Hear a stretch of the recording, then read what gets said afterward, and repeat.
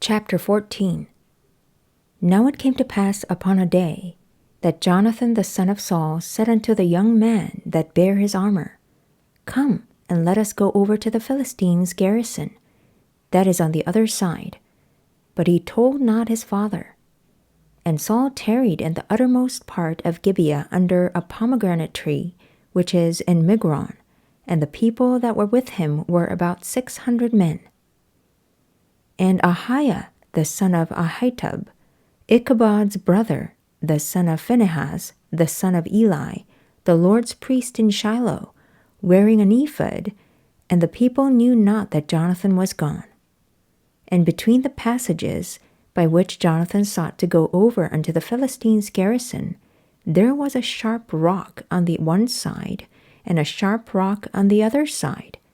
And the name of the one was Bozez, and the name of the other Sene.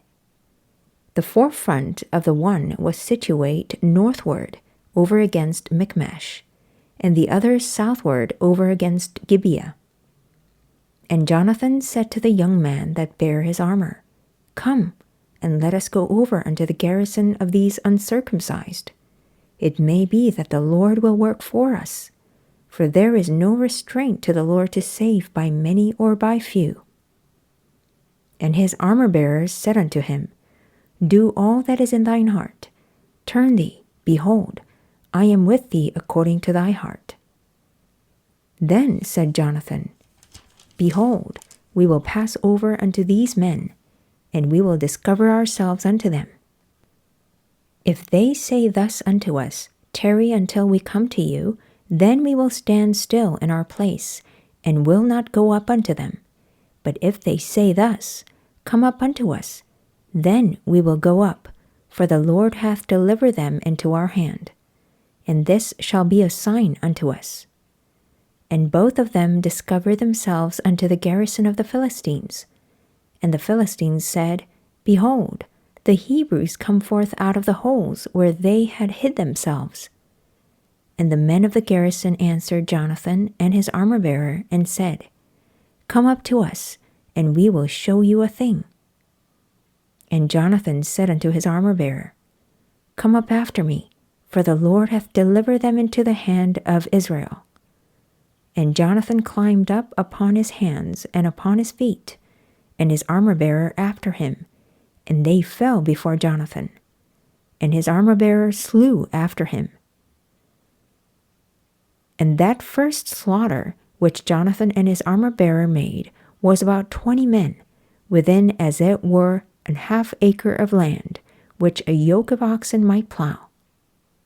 And there was trembling in the host, in the field, and among all the people, the garrison and the spoilers, they also trembled, and the earth quaked, so it was a very great trembling. And the watchmen of Saul in Gibeah of Benjamin looked, and behold, the multitude melted away, and they went on beating down one another. Then said Saul unto the people that were with him, Number now, and see who is gone from us. And when they had numbered, behold, Jonathan and his armor-bearer were not there. And Saul said unto Ahiah, Bring hither the ark of God, for the ark of God was at that time with the children of Israel. And it came to pass while Saul talked unto the priest, that the noise that was in the host of the Philistines went on and increased. And Saul said unto the priest, Withdraw thine hand. And Saul and all the people that were with him assembled themselves, and they came to the battle. And behold, every man's sword was against his fellow, and there was a very great discomfiture. Moreover, the Hebrews that were with the Philistines before that time, which went up with them into the camp from the country round about, even they also turned to be with the Israelites that were with Saul and Jonathan. Likewise all the men of Israel which had hid themselves in Mount Ephraim, when they heard that the Philistines fled, even they also followed hard after them in the battle. So the Lord saved Israel that day, and the battle passed over unto Bethaven. And the men of Israel were distressed that day, for Saul had adjured the people, saying, Cursed be the man that eateth any food until evening, that I may be avenged on mine enemies. So none of the people tasted any food. And all they of the land came to a wood, and there was honey upon the ground. And when the people were come into the wood, behold, the honey dropped, but no man put his hand to his mouth, for the people fear the oath. But Jonathan heard not when his father charged the people with the oath. Wherefore he put forth the end of the rod that was in his hand, and dipped it in an honeycomb, and put his hand to his mouth, and his eyes were enlightened. Then answered one of the people, and said, Thy father straitly charged the people with an oath, saying, Cursed be the man that eateth any food this day. And the people were faint.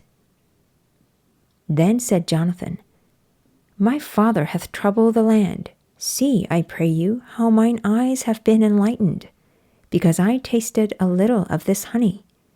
How much more if haply the people had eaten freely today of the spoil of their enemies which they found? For had there not been now a much greater slaughter among the Philistines? And they smote the Philistines that day from Michmash to Ajalon, and the people were very faint. And the people flew upon the spoil, and took sheep and oxen and calves, and slew them on the ground, and the people did eat them with the blood. Then they told Saul, saying, Behold, the people sin against the Lord, in that they eat with the blood. And he said, Ye have transgressed. Roll a great stone unto me this day. And Saul said, Disperse yourselves among the people, and say unto them, Bring me hither every man his ox, and every man his sheep, and slay them here, and eat, and sin not against the Lord in eating with the blood.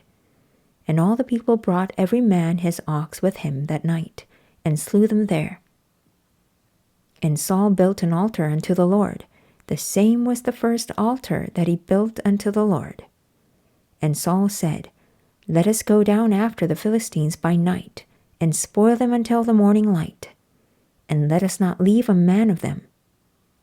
And they said, Do whatsoever seemeth good unto thee.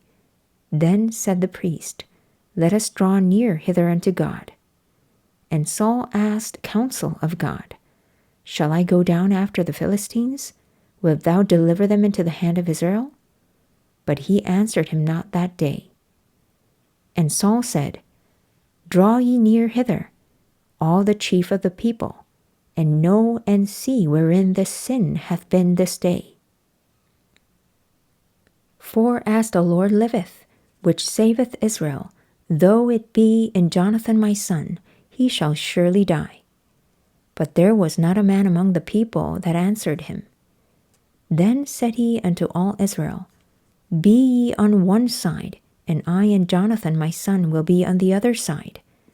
And the people said unto Saul, Do what seemeth good unto thee. Therefore Saul said unto the Lord God of Israel, Give a perfect lot. And Saul and Jonathan were taken, but the people escaped. And Saul said, Cast lots between me and Jonathan my son. And Jonathan was taken. Then Saul said to Jonathan, Tell me what thou hast done.